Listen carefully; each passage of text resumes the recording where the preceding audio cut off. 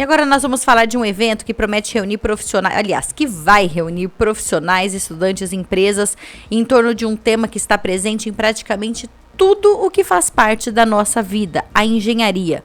Nesta quinta-feira, dia 25 de junho, Araçatuba recebe o primeiro Congresso Conecta Engenharia, que vai discutir temas como inovação, tecnologia, inteligência artificial, qualidade e agronegócio. E para falar sobre essa iniciativa, nós recebemos a engenheira civil Isabelle Gama, uma das palestrantes e organizadoras do evento. Isabelle, seja muito bem-vinda, muito obrigada pela participação, é uma honra recebê-la aqui. Jonathan, bom dia a todos que estão nos ouvindo. Eu agradeço a oportunidade de vir falar sobre o Conecta Engenharia, que eu acho que é um congresso, é o primeiro, inclusive, aqui de Araçatuba, que vai trazer aí muito conhecimento e benefício, tanto para os engenheiros quanto para a sociedade. Quando a gente ouve a palavra engenharia, muita gente pensa imediatamente em construção civil, mas o congresso de vocês vai reunir profissionais de áreas bem diferentes. Qual que é a proposta desse primeiro Conecta Engenharia? Eu acredito que justamente essa ideia de que a engenharia é só civil, porque de fato ela é talvez a mais disseminada e a mais vista, mas existe engenharia em tudo. Talvez agora, com essa era de inteligência artificial, software, tudo muito mais automatizado, as pessoas estão olhando para outras engenharias também. Mas existe uma infinidade de engenharias, mecânica, elétrica, engenharia civil, que está dentro desse pool também, o agronegócio, a geociências, que também faz parte aí dessa área tecnológica toda e de desenvolvimento. Isa, quando a gente estava conversando para a apuração dessa entrevista, dessa pauta, você me disse uma frase muito interessante. As engenharias se conversam. O que você quer dizer com isso? Por que é importante um engenheiro civil ouvir um especialista em mecanização agrícola ou em tecnologia aplicada ao agronegócio, por exemplo? Hoje, as engenharias, elas se falam justamente porque o mundo está em conexão. E a gente costuma dizer também que tem engenharia em absolutamente tudo o que a gente faz. Na cadeira que nós estamos sentados, na forma como a gente consegue se comunicar, na transmissão dessa comunicação. Então, não só o agronegócio com a engenharia civil, que foi o foco da sua pergunta, mas de forma geral. Eu vou contar rapidinho aqui. Pode contar, fica à vontade. O que já aconteceu em áreas completamente distintas e que tornou-se, então, um produto para a engenharia civil, né? Uma fábrica lá no sul, eles utilizavam cola para sapato, uma cola bem específica, tanto que eu nem entendo dessa área, mas com aquela... Seria da engenharia química? Provavelmente engenharia química ali, na produção, engenharia química. E eles utilizavam esse produto e enxergaram nesse produto, que era para uma outra área, uma outra especialidade, uma forma de ter uma argamassa colante dentro da engenharia civil. Então, olha como que as engenharias se conversam. Esse é só um case que eu me lembro aqui de cabeça para dar esse exemplo, né, dessa conexão entre as engenharias. Vocês têm palestrantes da Eldorado Brasil, da Solinfitec, duas empresas muito reconhecidas. O que o participante vai ouvir dessas empresas e que talvez não dê tempo de aprender dentro da faculdade, mas que é um diferencial para quem está começando, ou mesmo para quem já está no mercado? Todas as engenharias, os 2 primeiros anos, eles são focados na mesma matéria, na mesma grade curricular. Do 3º ano em diante, até o 5º ano, geralmente, né, são as formações de engenharia, a gente foca em cada especialidade. Quando a gente traz um representante da Eldorado e um representante da Solinfitec para estar junto com a gente como palestrante, também a área de qualidade e o Léo mediando todo esse painel e as palestras, é justamente para que a gente consiga enxergar quais são os movimentos que as outras engenharias estão fazendo e, de fato, ir com um olhar muito aberto para isso, para enxergar ali uma oportunidade de trazer para o nosso próprio negócio. Porque, nem sempre é só sobre tecnologia e avanços. A nossa ideia para o Conecta Engenharia é essa. Mas dentro daquele ambiente existe o network. Pode ser que eu passe por algum problema hoje, ou tenha passado recentemente, que os meninos que estão ali palestrando têm um pouco mais de trajetória percorrida e eles vão poder trazer para mim uma outra visão, até para solucionar um problema. Porque eu acredito muito que engenharia é isso, se não uma solução de problema o tempo todo, para qualquer tipo de engenharia. Então, para quem está lá, eu acredito que vai encontrar muita conexão e, assistindo os meninos com a mente muito aberta, a gente pode trazer para o nosso dia a dia também as questões de inovação e tecnologia. Sabe que a gente, com o celular na mão e acessa muito conteúdo, a gente tem a falsa sensação de que a gente sabe tudo o que está acontecendo. que a gente está por dentro de tudo, que a gente encontra todas as respostas, e não é bem assim. É claro que as redes sociais, a internet, elas facilitam muito, mas esse tipo de evento, e eu tô te falando isso porque não na área de engenharia, mas eu participo de muitos eventos, eu gosto muito, você ali ouvindo alguém palestrar, ou alguém, você sempre tem um insight, ou você ouve algo que às vezes a própria pessoa não lembrou de postar aquilo em rede social. Então, você tem, às vezes, acesso a conteúdos que você acha, eu não preciso ir, porque depois eu encontro isso na rede social, do próprio palestrante. Não é bem assim, não caia nesse engano.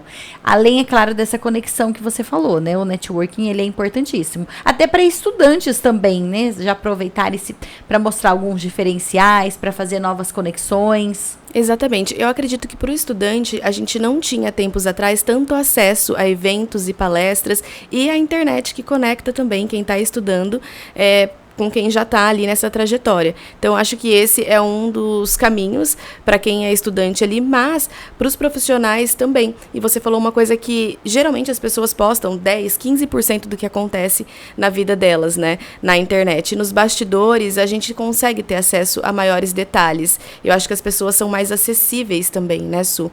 Eu acho que depois do ano de 2020, que foi quando teve a nossa pandemia, a gente também fica um pouco carente de ter esse contato com as pessoas, né, de ter de fato essa conexão real, olhando olho no olho.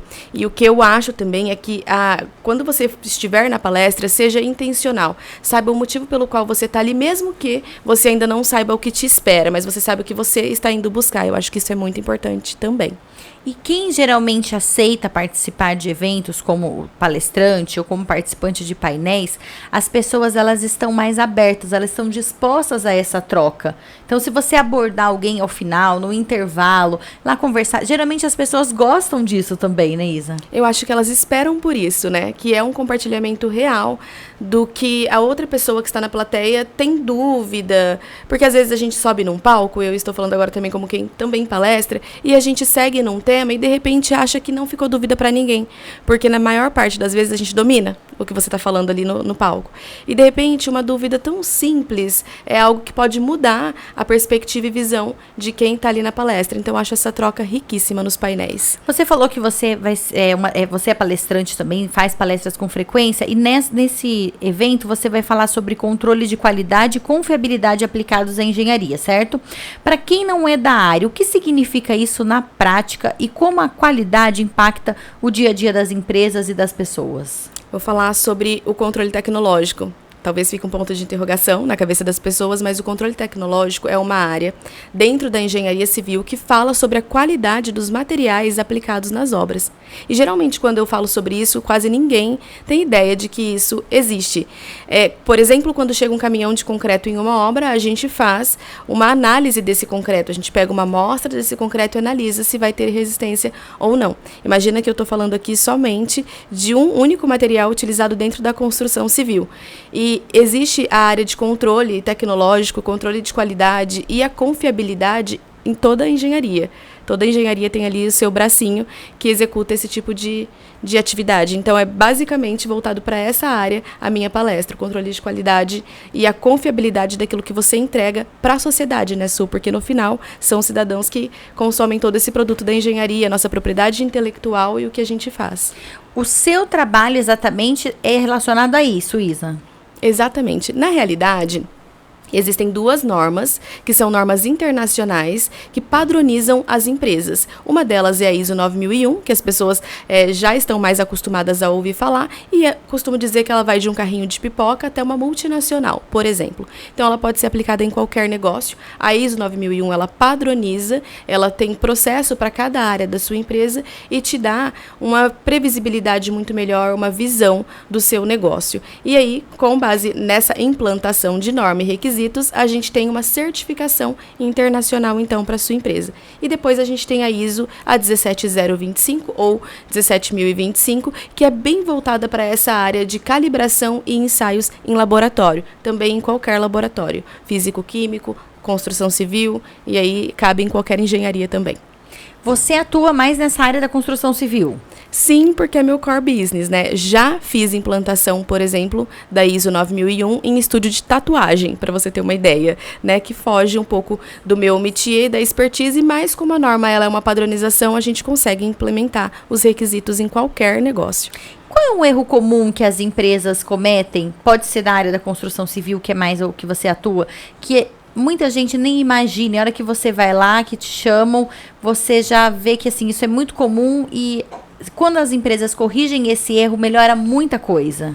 Então, vamos voltar para a construção civil mesmo, que é algo que está fresquinho na minha cabeça. A gente sabe que na construção civil todo mundo olha muito para o cronograma e a gente chama ele de físico e financeiro, que significa o que está sendo construído versus o que a gente está gastando para construir. Quem aí está em construção, mesmo que não seja engenheiro civil, vai entender o que eu estou falando, porque é uma área que dói no bolso.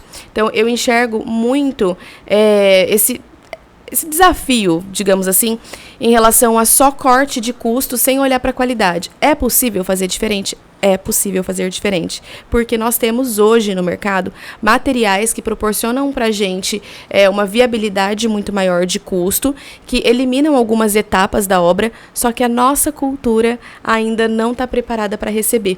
Tanto que, quando a gente fala de uma construção, a gente sempre vai imaginar um bloco, a argamassa, outro bloco em cima, o reboco, né, tudo que a gente está muito acostumado. Só que se você sai do país e olha algumas construções para fora, isso não é assim que funciona. Geralmente a gente tem as paredes de drywall. Hoje está começando a inserir um pouco mais no mercado as paredes de drywall, porque o pessoal bate nelas e tem aquele som cavo, né, aquele barulhinho oco, e todo mundo brasileiro, né? Todo mundo não, mas os brasileiros acham que é importuna aquilo, mas lá fora as construções já são assim, e isso é uma das coisas que diminuem muito o custo na engenharia e traz uma obra com qualidade ainda assim. Então, o erro que eu vejo demais, não só na engenharia, tá, Su, tô dando o exemplo da engenharia, mas quando você entra numa empresa, cortar a qualidade porque acha que também está cortando o custo, e na verdade a gente tem outras soluções mais plausíveis. Às vezes o tempo custa muito mais do que o material com pouca qualidade, por exemplo. Aí é uma análise. Mas, Isa, até esse assunto é muito interessante, tenho certeza que muita gente está ouvindo a gente agora também se interessa. Por exemplo, esse material drywall, ele tem a mesma resistência? Ele pode ser utilizado em vedação, então na parte interna. A resistência dele é fixada sim, tá? A resistência é a mesma. É que quando a gente fala de bloco e argamassa, todo mundo acha que é isso que segura uma estrutura, mas na realidade não é. Tem os pilares, as vigas, então é somente, na maior parte das vezes, quando não uma estrutura, uma alvenaria estrutural, é somente uma vedação de um cômodo para o outro. E, de fato, no dia a dia, você não fica batendo na parede. E outro detalhe também é que antes isso realmente existia, né? O som ambiente passa de um para o outro. Hoje, a gente tem muita solução que faz com que esse som ele não passe de um ambiente para o outro. Além disso, a questão térmica também em outros materiais é muito melhor do que a alvenaria, que é, para a gente aqui de Araçatuba, uma questão bem latente, né? A temperatura quando está muito quente aqui. Então, às vezes, o ambiente interno, dependendo do material que você utiliza quando não for alvenaria, pode ser que ele fique com uma temperatura um pouco melhor e agradável.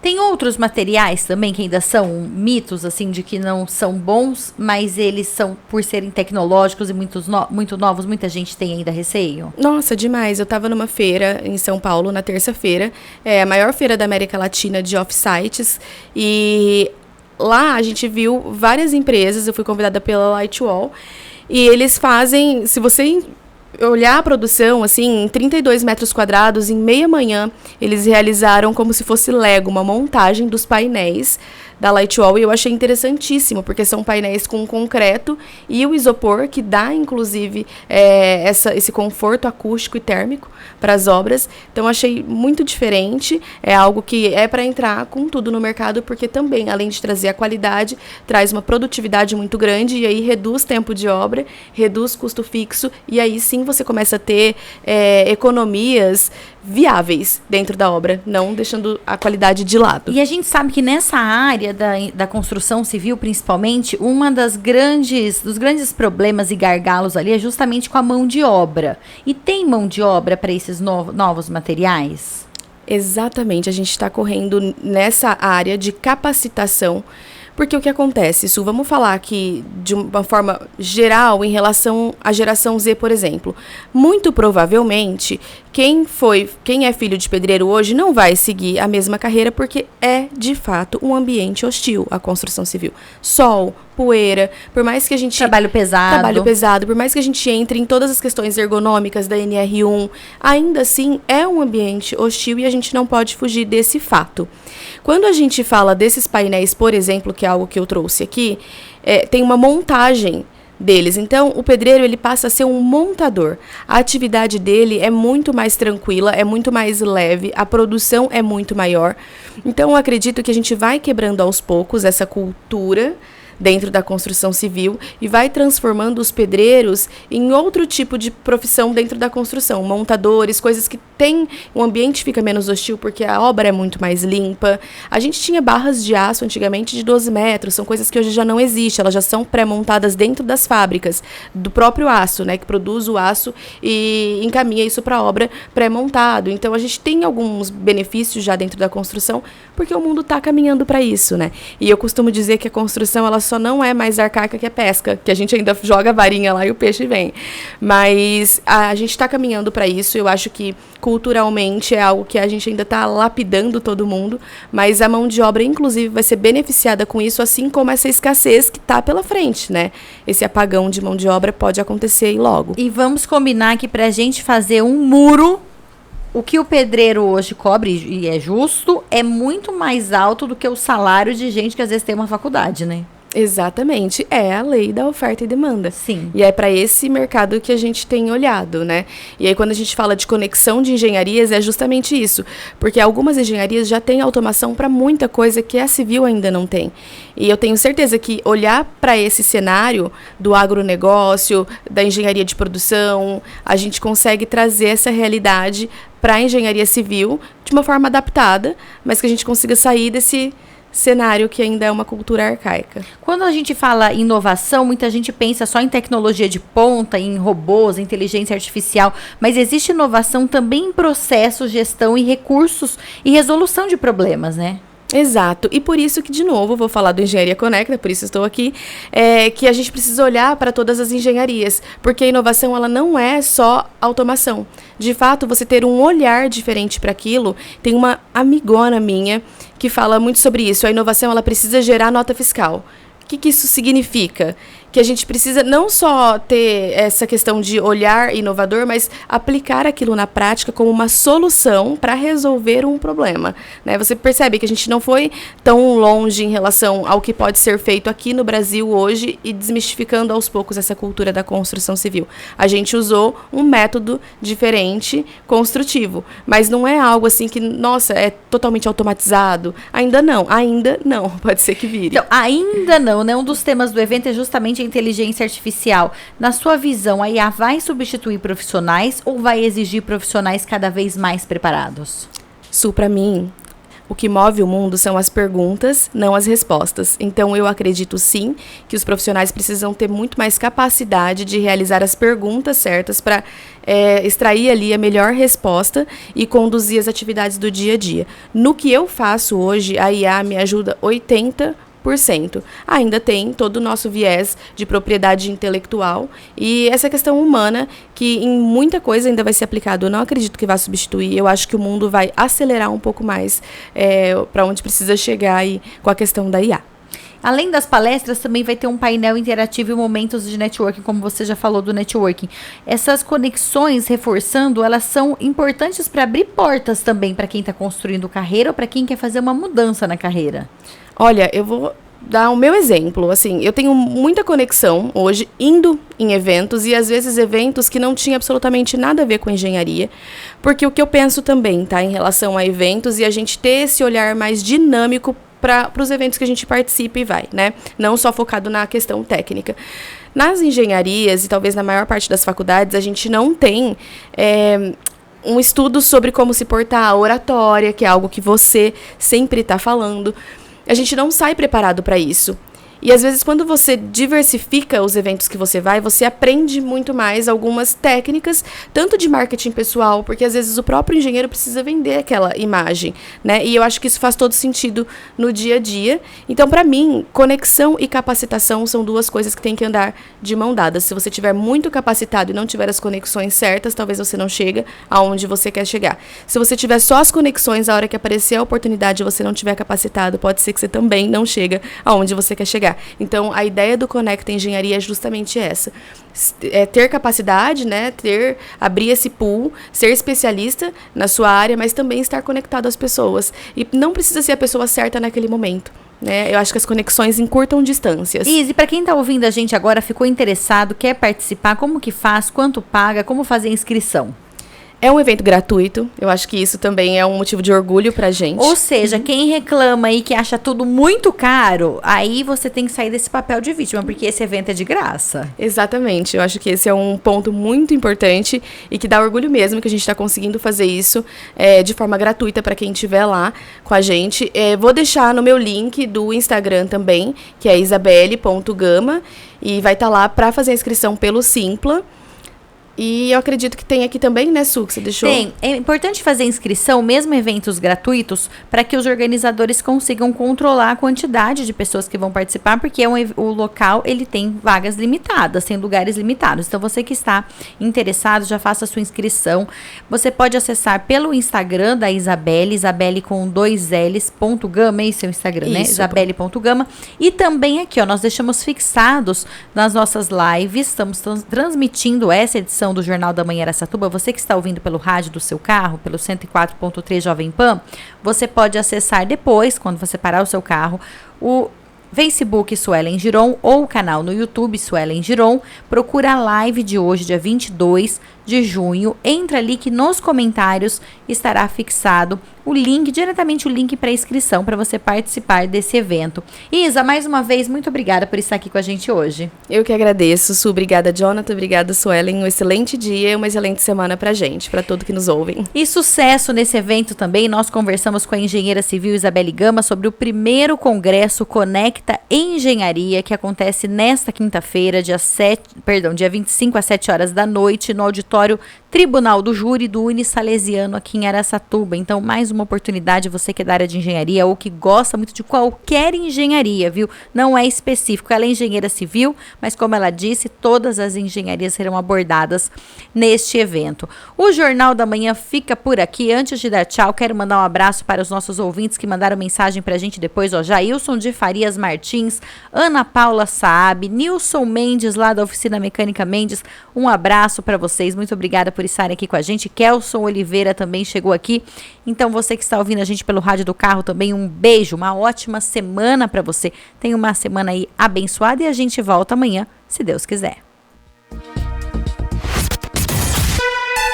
Você ouviu na Jovem Pan, Jornal da Manhã.